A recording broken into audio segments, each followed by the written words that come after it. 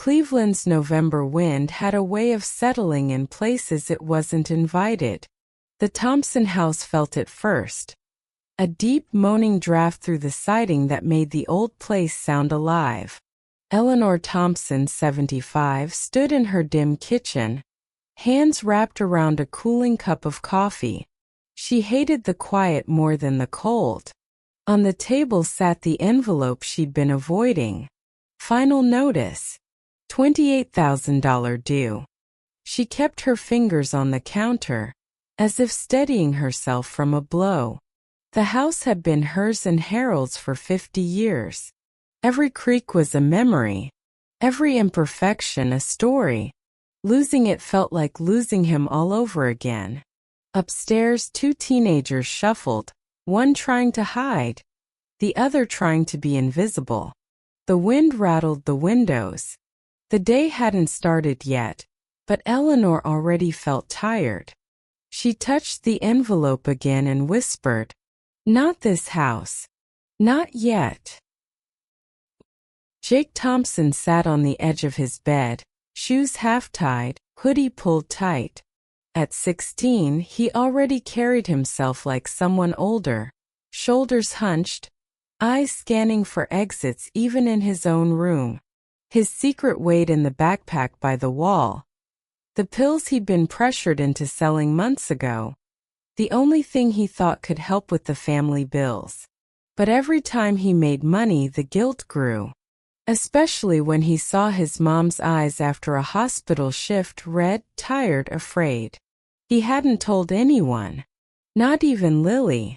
He heard Eleanor downstairs, moving dishes around just to keep busy. Jake ran a hand over his face and whispered, "I'm trying, Grandma. I just don't know how to fix any of this." Then he shoved the backpack under his bed and headed downstairs. Lily, 14, was the watcher of the house, the listener. She heard things people didn't know she heard, felt tension others missed. She carried her sketchbook everywhere, filling it with images she couldn't express out loud. Her mother's slumped shoulders, Jake's haunted stare, her grandmother's trembling hands. That morning she flipped through pages filled with drawings of the house. The porch, the kitchen, the attic door she always felt drawn to but never entered.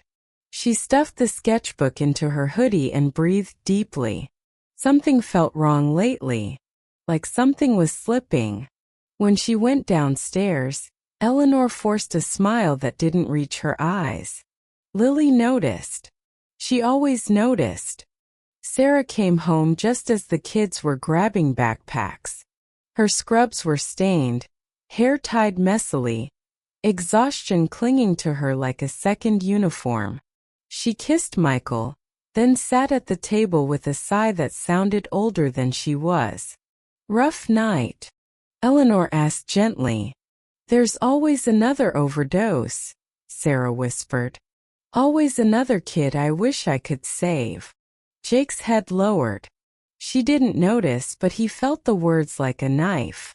Michael entered quietly, the weight of his factory job heavier every month. "They're cutting hours again," he muttered. No one spoke for a moment. The quiet felt thick, like the house itself was holding its breath.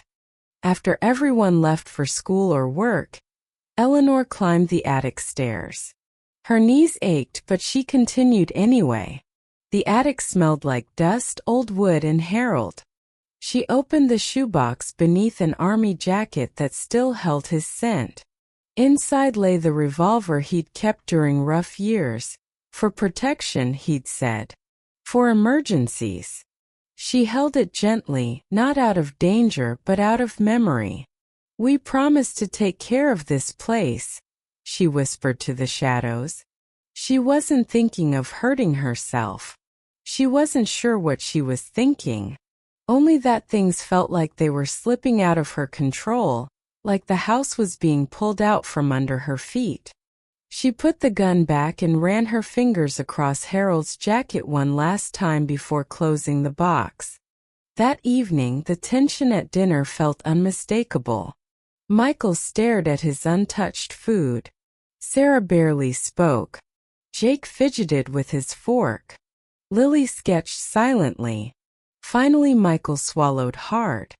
They cut my position, he said. 23 years gone. Sarah's eyes brimmed with tears. We'll figure something out. Eleanor's heart pounded. The envelope on the counter felt heavier. We can't keep ignoring this, Michael added. We need money. Maybe we should let go of Dad's things. Have an estate sale. Eleanor's breath caught. Harold's things. It's just stuff, he said gently. We can't keep drowning.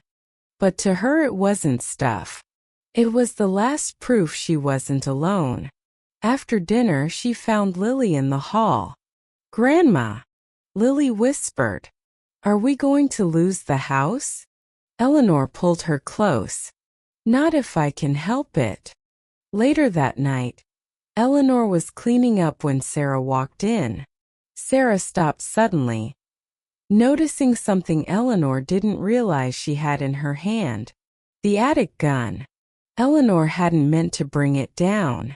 Something about the day had shaken her deeply, and she'd kept it with her without thinking. Eleanor, why do you have that? Sarah asked quietly. Eleanor's eyes filled.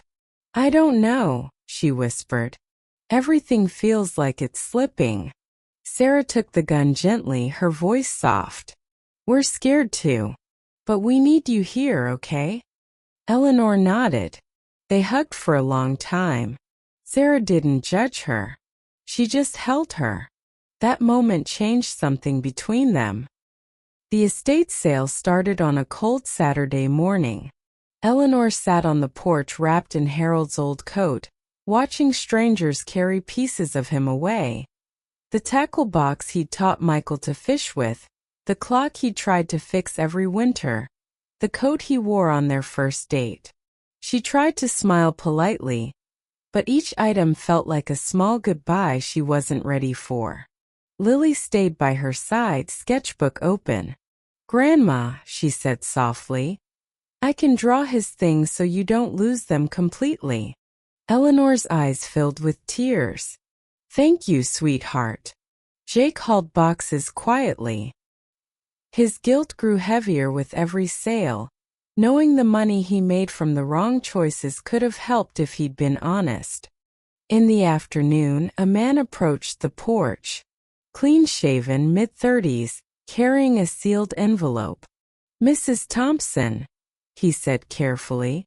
My name is David. David Ellis. I think you knew my father. Time stopped. Harold's old secret, the son he'd had before marrying Eleanor, stood in front of her. Her voice wavered. You look like him. David handed her the envelope.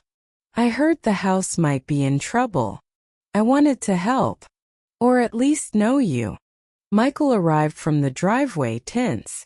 This is a family matter, he said firmly. David nodded. That's why I'm here. The porch felt small, crowded with years of unresolved history. That evening, the family sat in the living room, even David, invited by Eleanor because the past had already arrived. Michael was stiff. Sarah nervous. Jake restless. Lily curious. David spoke first. I'm not here to take anything. I'm here because my father wrote to me before he died. He wrote about this house. About all of you. Eleanor's hands trembled. He always wanted you to be part of this family. He just didn't know how to fix the past. David placed documents on the table. Legal papers Harold had filed but never finished. Old benefits the family never claimed. Letters he'd written but never sent. This might help with the debt, David said softly. For the first time in months, a spark of hope ignited. The conversation shifted. Everyone began opening up in ways they never had. Jake finally confessed. I've been dealing. I'm stopping. I'm scared, but I don't want to be that person. Sarah reached for his hand. You're not alone. Lily shared her drawings, hundreds of them, revealing emotions she didn't have words for. Michael admitted, I feel like I'm failing as a son, as a father. Eleanor touched his shoulder. You've been carrying too much. Let me carry some. Everyone cried. Everyone breathed. The house, so silent for months, felt warm again.